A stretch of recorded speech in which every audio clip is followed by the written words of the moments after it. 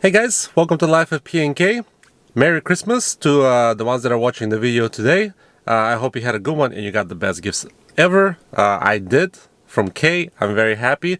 One of the gifts I want to talk about that I received recently, it's the xHP tune, the transmission tune for the X3, the BMW. It's a very known tuner specifically when it comes to these transmissions, to the ZF transmissions. And these transmissions are actually also really good. BMW has developed them to such a way that they're very robust transmissions, very good transmissions, especially the 8-speed in the X3 M40i. I'm very happy with it. Yes, my car is not tuned. The only thing it has is an intake, so that's not going to make any difference. But I'm going a little bit different route. I'm trying to get all the supporting modifications for the car before it actually starts making power.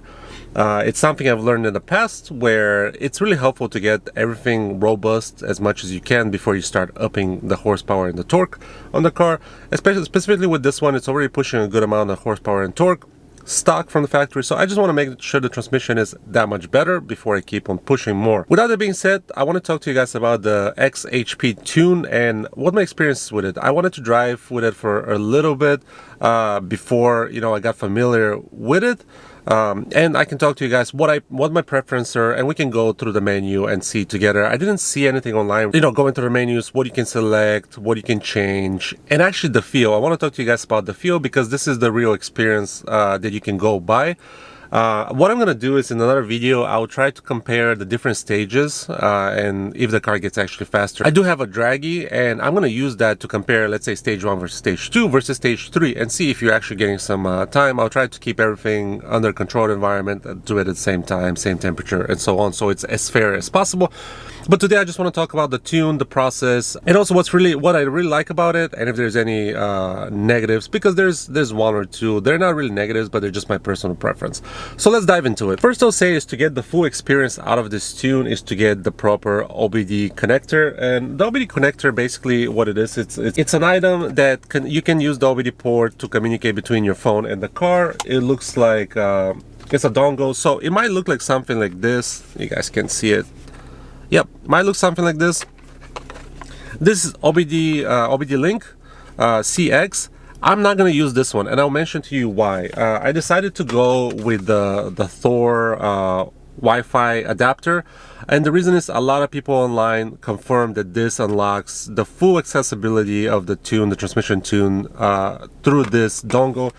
Because some dongles like this, they might have some limits of what you can see or what you can do in the app, or might not even connect. The app might not even read it. Comment down below in the comments if that's changed, if that's different. But I decided to go with the pink Thor. I call it just pink.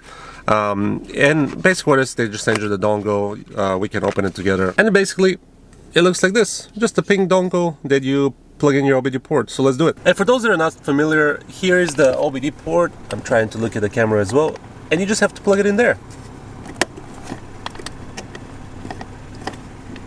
And you guys can see it lights up. Make sure it's connected. There you go. So the first thing I'm going to do is actually turn off the car because I want to have the car off. I don't want it to have running. And I'm going to log into the actual app, the xHP app on my phone. And I'm going to try to share what I see on my phone as well. So we're going to start the app. It's loading. I'm gonna make sure I put the phone in airplane mode. This is to avoid any issues. And also what I like to do as an extra precaution is to disconnect the actual phone from the communication of the car. Just as an extra precaution, I just click disconnect the device from the car. Make sure there's not gonna be any interference. These are just extra steps that I like to do when I'm making a tune like this. Just to note, I'm not gonna change anything in the car right now. I have a specific stage installed, which I'm gonna go more into detail. But I just want to show you the steps I typically do on my side. So going back to the app, if you have your car or you have to register your car here, you can do it here. You basically click on your car, you select your car, and it tells you which licenses you have. So depending on what you purchased, K got me everything possible they can get, which is awesome. I got the flash license and the map pack, which is great. I believe if you get the flash license, correct me if I'm wrong, you can flash the car, but you have to get like a custom tune, or someone else might have to do it. I'm not 100% sure what the actual aspects of that are. So you can go through here. Once everything kind of matches, you see on the bottom there's a flash this car button, so you can click on that. And at that point, you can see my car actually has stage 2 installed. So I'll talk a little bit more why I decided to go with stage 2 over stage 3. But here, you can select many things, and mine also has a custom flash setting as well that I chose. If I click on the little edit, and I can go through the screens, you can see I added the coasting mode, the stop and go, and an auto stop start. I use eco mode here and there when I drive to work, so I like to have those features available. It saves a little bit on the fuel, so I really appreciate that. And I'm not going fully racing yet, so if I go racing, obviously I use a different tune. But look at this, it's really easy. You just select stage 0 would be your OEM tune. Stage 1 would be a little bit aggressive, and it tells you it removes the torque limiters, the gear displays active in all modules, and that's it for stage 1. So stage 1 doesn't really give you much. Stage 2 is what I'm using, gives you plethora of improvements. You guys can read it on the screen. I'm not going to go through those, but to me it's my favorite so far. Stage 3 actually goes more extra into this. Again, you can read on the screen what stage 3 gives you. But what's an interesting feature for me is actually the custom settings you can do. So we can go through them one by one. And also, just to note, if you're not interested, at the end of the video, I'll give you my full thoughts of what I think and why I picked stage 2 as well. But here you can see there's couple custom settings. The first one we see is the launching performance. So there's things you can edit. You can edit the drag mode. You can activate or deactivate the setting. It tells you what you can do. If you want to go into more details, here you go. You click on more. It tells you exactly what this specific setting would do, which is give you maximum from your transmission from 0 to 60 basically. It's basically if you're going drag racing. That's it. And here you have the custom launch control. Again, you can set the launch torque percentage or after launch what it is. And you can override the brake boost. You can click on the more as well to find out more about it.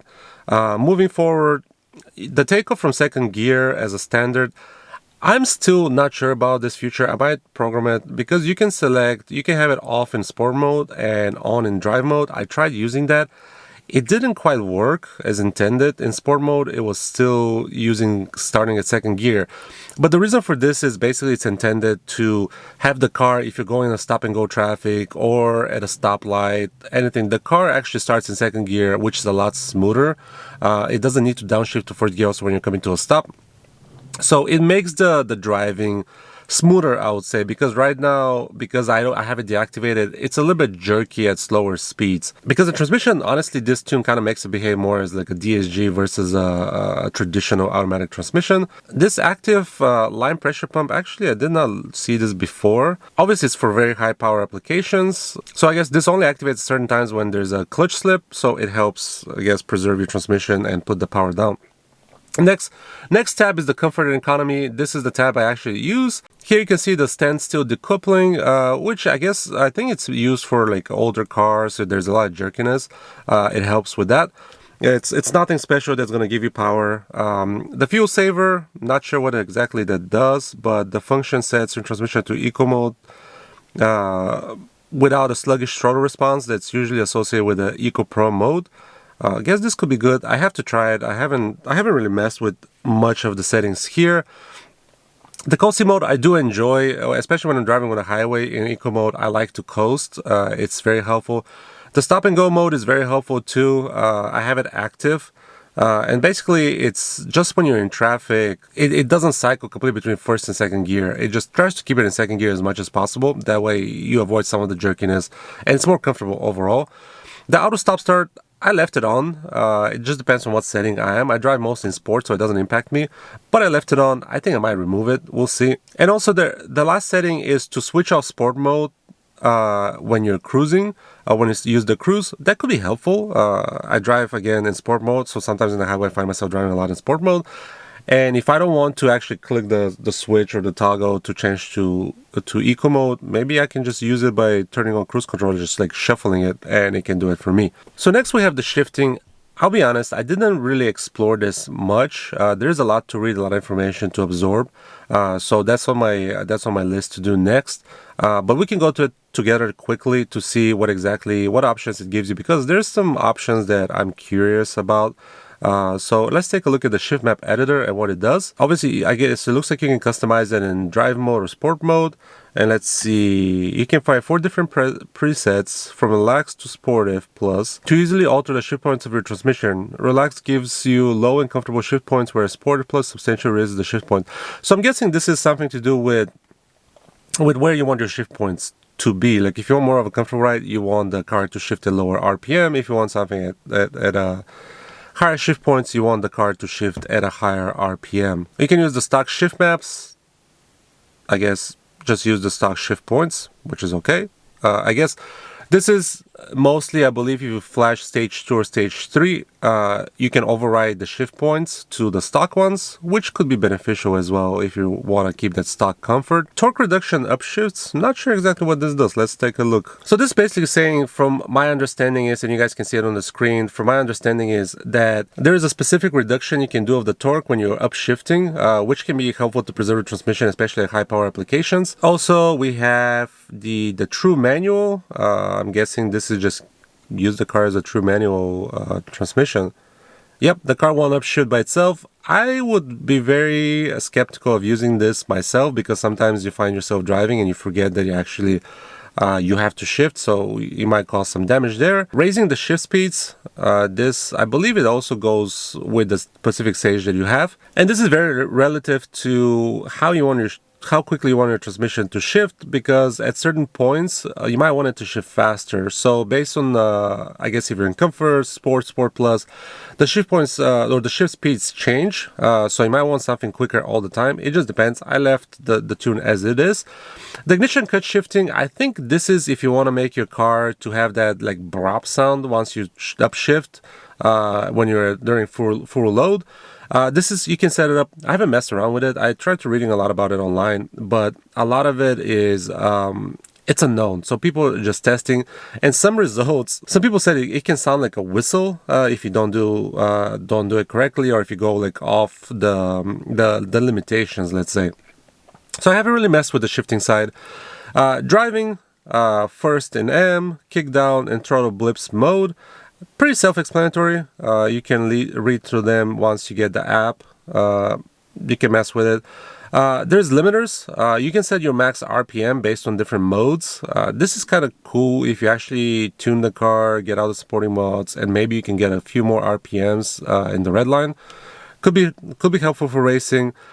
You can also have torque limited per gear, and you can set it here as well, which is really cool if you have a high application power car. You can maybe limit the torque first and second gear and then increase the torque there. There's miscellaneous, and basically miscellaneous is if you want to see the gear display in the cluster of the car all the time, which I do. It's very, very helpful, very nice. But this is pretty much all the options you can do. Let's talk about this. So I'm stage 2 right now. Why did I decide to do with stage 2? I tried both. I tried stage 3 and stage 2 because stage 1 doesn't really do anything extra to the actual transmission. So I drove with stage 3 for a while, and it's really great. I did a test, like a launch control. I didn't use launch control. I just went, first gear, didn't change anything, put my foot on the brake, build up the boost, and let go.